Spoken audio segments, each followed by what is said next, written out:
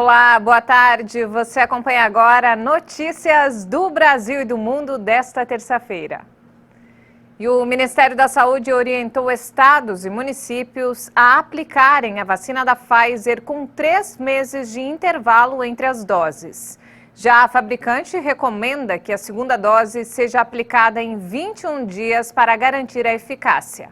O primeiro lote, com 500 mil doses, já foi distribuído nas capitais de todo o país. O Ministério da Saúde orientou aos estados e municípios para que apliquem as 2 doses do imunizante da Pfizer-BioNTech com 12 semanas de intervalo, mas esse não foi o período recomendado pela Pfizer. A empresa afirmou que só poderia garantir a eficácia da vacina se ela fosse dada com 21 dias de espaçamento entre as doses, conforme foi testada. O intervalo sugerido pela fabricante também é defendido pela Organização Mundial da Saúde. A entidade admite uma ampliação para no máximo até 42 dias, ou 6 semanas. Para justificar a orientação de 12 semanas, o Ministério da Saúde informou em nota técnica que adota o mesmo intervalo usado no Reino Unido, que ampliou o prazo com base em estudos. Uma das pesquisas apontou para 80% de efetividade da vacina na redução do risco de hospitalização com apenas uma dose em idosos de 70 anos ou mais. Um segundo estudo, publicado na revista científica The Lancet, mostrou que a vacina reduziu em 75% a transmissão do coronavírus. A redução foi de 85% nos casos sintomáticos de Covid, menos de um mês após a aplicação da primeira dose. Na época, os autores destacaram que os resultados davam suporte à possibilidade de adiar a segunda dose em cenário de escassez de vacinas. Em nota, a Pfizer do Brasil disse que as indicações sobre dosagens ficam a critério das autoridades de saúde. A bula registrada na Anvisa preconiza um intervalo entre doses, preferencialmente de 21 dias. E olha só, o Supremo Tribunal Federal decidiu punir o gestor público que atrasar a segunda dose da vacina contra a Covid. Municípios de 18 estados interromperam a vacinação por falta de imunizantes. O ministro Ricardo Lewandowski, do STF, afirmou que gestores públicos podem ser punidos por improbidade administrativa se houver atraso na aplicação da segunda dose da vacina contra a Covid.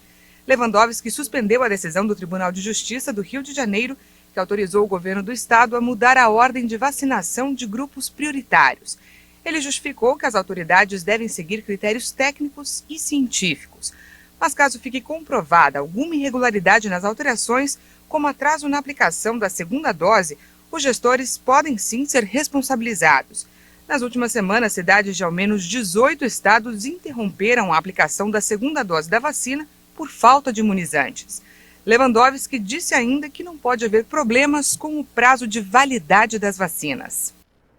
E mudando de assunto, o tipo de câncer do prefeito de São Paulo, Bruno Covas, na região do estômago, é mais comum em idosos, mas nos últimos anos tem aumentado muito entre jovens. E os motivos, segundo especialistas, seriam a alimentação ruim e os maus hábitos de vida nas grandes cidades. As fotos de antes e depois do Sebastião mostram o poder devastador da doença. Em 4 meses, o peso dele passou de 105 quilos para 52. Eu era forte, era um rapaz forte, era um homem forte. Graças a Deus era forte. Aí eu nunca pensei que um dia eu ia chegar ao tempo de contar minhas costelas. O ex-metalúrgico sofre com um câncer no estômago, o mesmo problema do prefeito de São Paulo. E ele tem a mesma idade, 39 anos. O câncer de Bruno Covas foi detectado na cárdia, uma válvula que fica entre o esôfago e o estômago. Esse tipo de câncer que afeta o prefeito não chega a ser raro, mas é mais comum entre pessoas idosas, com mais de 55 anos. O problema é que nos últimos anos o número de casos entre jovens tem aumentado bastante. E os motivos, segundo os especialistas, são a alimentação ruim e a qualidade de vida baixa nas grandes cidades. Eu sempre gosto de comentar isso, que a prática da atividade física, feita de forma regular, até 3 vezes por semana, né, ela reduz em até 30% o risco de câncer ao longo da vida. E a gente vê que, infelizmente, as pessoas estão muito sedentárias, né, se alimentando de forma incorreta, com fast foods, alimentações ricas em carboidratos, muito gordurosas. Um tipo de alimentação que é muito comum que cause câncer de estômago são os alimentos ricos em sódio, em sal. O câncer de estômago atinge mais os homens do que as mulheres. A estimativa do Instituto Nacional do Câncer é de que existam no país 21 mil pacientes que sofrem com o problema, sendo 14 mil do sexo masculino, como Rose Cleidson. Aos 30 anos, ele teve tempo de realizar o seu último e maior desejo, casar com a noiva Daniela.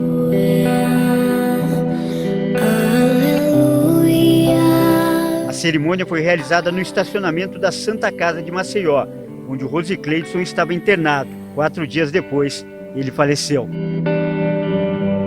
O tratamento pode ser feito com quimioterapia ou imunoterapia, técnica em que o organismo é estimulado a ativar o sistema de defesa. Esse tratamento vai tentar deixar a doença estável, né?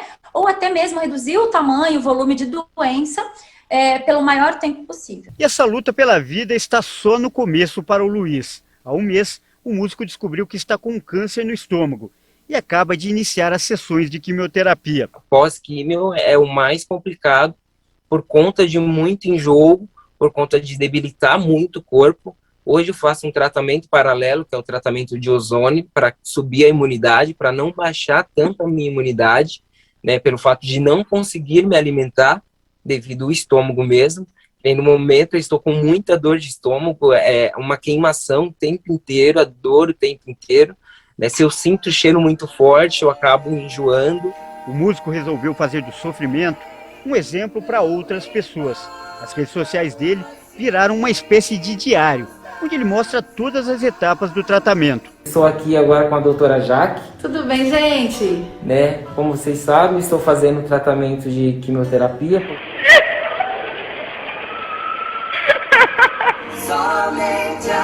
A música, grande paixão do Luiz, tem sido outro remédio no tratamento. Pelo menos ameniza a dor. Ainda que a figueira não for floresça, que não haja fruto na vide, todavia me alegrarei. Independente do que nós estivermos passando, nós temos que se alegrar, porque tem tratamento, tem cura sim. Os protestos populares contra a agora derrotada reforma tributária do governo da Colômbia resultaram na pior crise política e social enfrentada pelo presidente Iván Duque e deixaram pelo menos 19 mortos e mais de 700 feridos. O presidente da Colômbia, Iván Duque, mobilizou militares nas ruas das principais cidades para controlar manifestações e distúrbios que rejeitam uma reforma tributária. A decisão gerou apreensão em um país atingido por mais de meio século de conflitos armados. Acompanhado do comandante do exército, Duque anunciou que vai utilizar auxílio militar para combater os que procuram intimidar a sociedade por meio da violência. De acordo com especialistas, o governo está mais acostumado a lidar com conflitos no campo do que com protestos urbanos, devido ao conflito armado contra a guerrilha das Farc. De acordo com a Defensoria do Povo, os distúrbios e protestos deixaram pelo menos 19 mortos. Em Bogotá e Medellín, os prefeitos da oposição rejeitaram a oferta de militarizar as cidades, mas os soldados patrulham a capital por ordem presidencial. Nesta terça-feira, o Alto Comissariado para os Direitos Humanos da ONU declarou profundo choque com os eventos na Colômbia e expressou solidariedade às famílias das vítimas. O Comitê Nacional de Greve, que reúne setores insatisfeitos, anunciou que vai continuar a convocar manifestações para exigir que Duque mude o rumo da política governamental. Para analistas, é uma oportunidade para uma convergência em torno da necessidade de repensar a segurança nacional em um referencial diferente do conflito armado. O ministro da Fazenda da Colômbia renunciou ao cargo depois de apresentar um péssimo projeto de reforma tributária para o país.